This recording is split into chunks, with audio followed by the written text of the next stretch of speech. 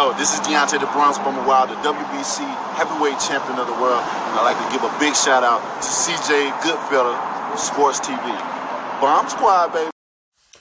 All right, man. Andre Ward was out here telling this story quite some time ago, but it came up again in the UK. I think it's the Daily Mail. I put the article link in the description. How Roy Jones turned down around $40 million to fight a faded Mike Tyson in around 2003 and basically lost to Antonio Tarver for a fraction of the money. But yeah, let's talk about it, man. Make sure you hit that subscribe button, bell icon button, share the video. And I was watching like a Roy Jones documentary this many years ago. And at the time, he had just beat John Ruiz and they made him a big offer, and Mike Tyson had lost the previous year to Lennox Lewis and he fought another guy. And then he lost his last two fights. I think his last fight was in Memphis. And yeah, they did fights in Memphis. And Jay-Z did a concert as part of the Mike Tyson fight. So in 2003, he was past his prime, but he was still dangerous, still could punch. But Roy Jones' daddy had spoke out when they was in talks, I think, for him to fight Buster Douglas at some point in his career. Might have been around this time. And it was a lot of money. And his dad said, no, that's too much mass. It was even talks about him fighting Evander Holyfield, but Roy chose to move down back down to light heavyweight. And that was one of his, bad moves of his career. He put on all that muscle on and then try to take the muscle off. And that's hard to do, and people don't understand that when I talk about Anthony Joshua dropping all that muscle in a matter of 6 months. That's not healthy, and that's hard to do. But Roy came down, and Roy just looked old versus Tarver. And, Tarver had the style to beat Roy, even the Roy at his best. When you got somebody that got the high IQ like Tarver and, very fundamentally and technically sound, it's going to be hard to beat him, a guy like that. Especially when you drained and you handicapped. Roy at his best probably wiped the flow like Blueface, baby, with Antonio Tarver. But Tarver was technical. He kind of can deal with Eddie Futch and Montel Griffin did. Shout out to Montel Griffin from Chicago. And he had some success before Roy figured him out and got disqualified and then destroyed him in the second fight. But, he moved down and he gave rematch to Antonio Tarver. He lost for a fraction of the money, but, it sounded like he should have took the $40 million. You know what I'm saying? And it was back-end money in it for Roy Jones as well, too. But that's a dangerous fight. Like him and his father hadn't talked in years. They haven't spoken many years to that point. And he came out and told him, don't fight Buster Douglas. He probably could have beat Mike too at the time. You know what I'm saying? He just would have had to fight really, really cautious. In Mike's style, he would have had to make it out the first 6 rounds. Then he probably could have beat Mike Tyson. But that was a lot of money to say no to, People talking about AJ turning down $50 million at that time. He probably would have ended up making like 60 or 70 million with back end money, depending his percentage cut fight Mike Tyson. So, personally, would I call it a duck? No, he went up there for a particular belt, got the belt and came back down and got, what he had coming. Even Roy Jones had to bow down to the laws of physics and wait and bow down to Father Time, but Mike Tyson, I remember his last fight on Showtime in Memphis, he didn't look that good.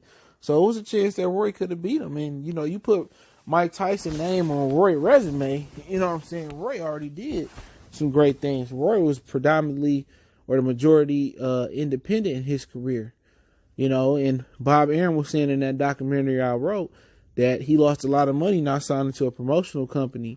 Early in his career, his father ran his career and he was going to sign with Emmanuel Stewart. He cut his father and then he took off. And Roy was a talented Olympian. He was a talented athlete. It was said that he could have succeeded at any sport, at a high level that he wanted to, but he just chose boxing and that's what he was good at. But at the time, you put two of these dudes in the ring together, Roy still had reflexes. Roy still looked good at heavyweight.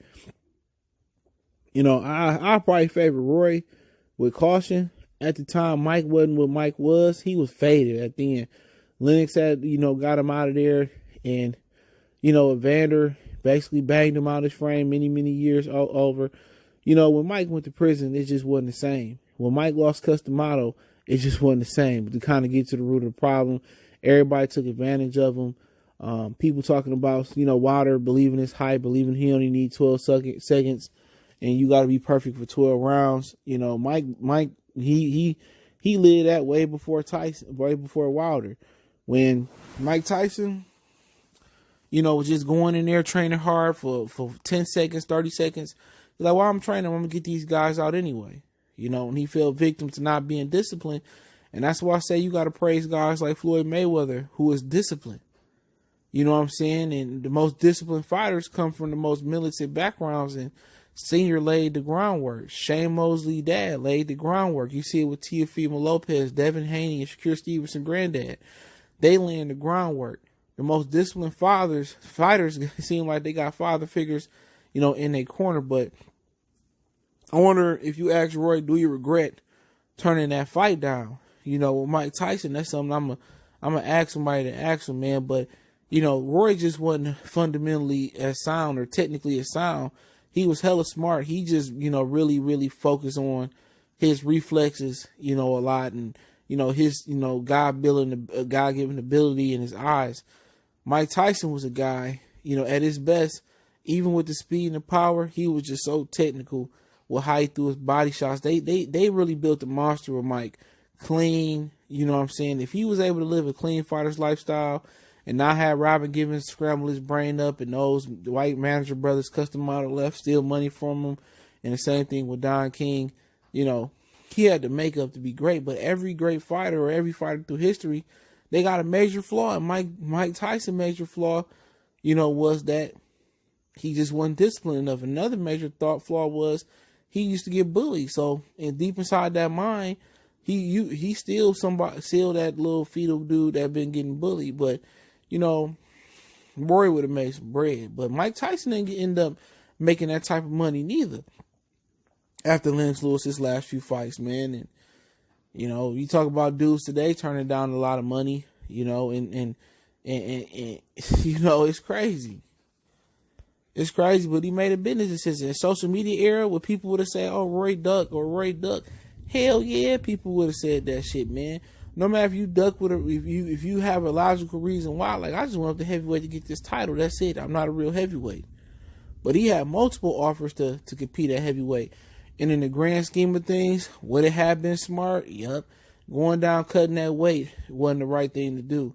But eventually, Tonio Tarver got wiped out by Chad Dawson, like Thomas Adamick did, you know, when Floyd Sr. was training Chad Dawson. He was the baddest man on the planet when Floyd Mayweather Jr. retired. But I still think Roy is one of the greatest fighters I've ever seen, man. For real. He got his own unique style, you know. I think him and Sean Porter got two of the most unique styles I've seen in boxing. There's some other ones out there. I know people say, what about me with Gustafsson? I'm just saying those are the two that stick out in my mind right now that, you know, I don't think you can duplicate those styles. I seen John Pascal trying to duplicate Roy Jones' style.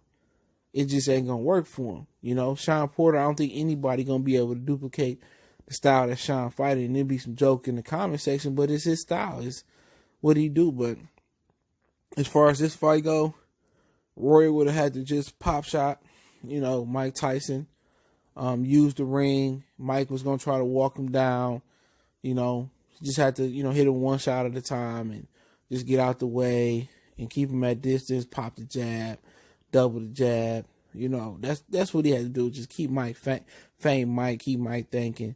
Mike was old and slow at that point, but, you know, that power don't never go nowhere. But that'd have been interesting, some Fight Night Champions type of stuff to see who will win, Roy or Mike. But I'll put that article link in the description. Let me know what you think. Would have been smart for Roy to just take the fight. In the hindsight, we know that now. And let me know who you guys think would have won the fight back in 2003. Roy and Mike Jones. And look at their box record at the time. I said Mike Jones, Roy Jones. Don't forget me on Facebook, Twitter, Instagram. You can reach me there if you have a business question, inquiry, sponsorship, video question. You just want to chop it up, want to make a donation, Cash App, PayPal in the description. Best way to donate for your boy. Share the video. And, yeah, let me know. 03, you got Roy Jones, the Jones that beat John Ruiz, and Mike Tyson, the one that had lost to Lennox Lewis. And they said Roy could have made up to $40 million with back end money fighting Mike Tyson then. So let me know what you guys think. One time for the one time. It's Goodfellas Sports TV. It's your boy CJ Goodfellas. Appreciate the love, support, and drop the